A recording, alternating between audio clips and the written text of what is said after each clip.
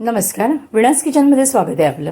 आज आपण curly fry करतोय आणि कर्लीचं सार करतोय. कर्ली किती फ्रेश आहे ती बघा. फक्त एवढंच की मच्छी आणायला पाठवली तर कर्ली इथे ना अशी कट झाली, तर अंड पण त्यातलं कट झालंय. थोडं मीठ लावून ना आपण 10 मिनिटं ठेवूया आणि मग मासे धुवून घेऊया. आता बघा वाटणामध्ये कांदा, खोबरा, मच्छी मसाला, हळद, धने आणि लसूण मस्तपैकी वाटून पेस्ट तयार करून घेतली. फोडणीला बघा आपण इथे तेल टाकले, थोडंच तेल टाकायचं. मच्छीला जास्त तेल नाही वापरायचं. माझ्या जेवणात तेल कमीच असतं.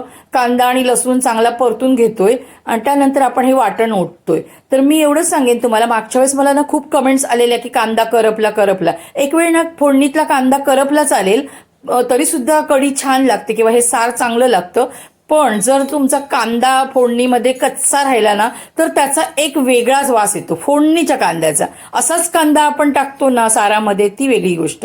तर इथे बघा आपली फोडणी झाली, वाटण आपण ओतलंय, पाणी टाकलंय आणि मीठ आणि कोकम पण टाकलंय याच्यामध्ये आणि आता उकळी येण्यासाठी आपण ठेवलंय बघा.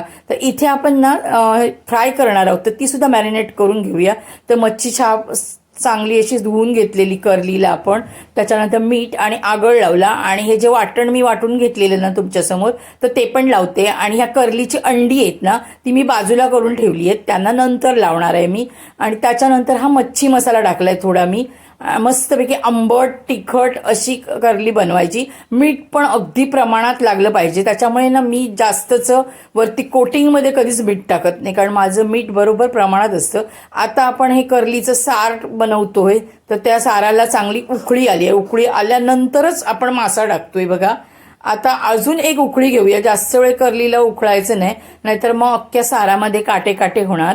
तर तुम्ही माझ्या चॅनेलवर नवीन असाल तर माझ्या चॅनेलला लाईक, शेअर, सबस्क्राईब करायला विसरू नका. इन्स्टा FBला असाल तर फॉलो करायला विसरू नका. तर मस्तपैकी इथे कर्लीचं सार तयार झालंय. कर्लीची कढी सुद्धा म्हणू शकता तुम्ही. तर आता बघा आपण कर्ली फ्रायसाठी कोटिंग घेतलंय, तर तांदळाचं पीठ, रवा आणि मच्छी मसाला. आज मी थोडंसं मीठ टाकलंय त्याच्यामध्ये, कारण बऱ्याच वेळा मला कमेंट असतात की मीठ टाका कोटिंगला म्हणून. तर कधीतरी टाकते, कधीतरी नाही टाकत मी, कारण माझं मीठ जे असतं ना ते परफेक्ट असतं लावलेलं मच्छीला, त्याच्यामुळे शक्यतो मी मीठ टाकत नाही. तर इथे बघा मस्तपैकी सगळ्या साईडने असं आपण कोटिंग करून घेतलंय. 10 मिनिटं असंच ठेवलंय. आता तेल पण गरम झालंय बघा. थोडं तेल वापरून मच्छी फ्राय करायची, पण कुरकुरीत करायची. तर इथे बघा आपण सगळे असे कर्ली माशाचे तुकडे ठेवून घेतोय तव्यावर आणि गॅस बारीक केलाय. पण जेव्हा पण तुम्ही फ्राय करताना तेव्हा पहिलं तेल चांगलं गरम करून घ्यायचं, म्हणजे मग ह्याच्यावरचं जे कोटिंग असतं ना ते तेलात पडत नाही. आणि नंतर गॅस जो आहे ना तो बारीक करायचा, कारण बारीक गॅसवर मग व्यवस्थित आतून ते भाजले जातात, शिजले जातात. आणि मग सगळ्या ज्या साईड आहेत ना त्याच्या, त्या अशा आलटी पालटी करायच्या. सगळ्या साईडने असं मस्तपैकी कर्लीला फ्राय करून घ्यायचं. कुठे असं वाटत असेल कुठची साईड राहिली आहे तर ती अशी व्यवस्थित उभी वगैरे करायची आणि मच्छी फ्राय करायची. हे बघा असा जो पार्ट असतो तो लागत नाही तव्याला, तर इथे असं सगळं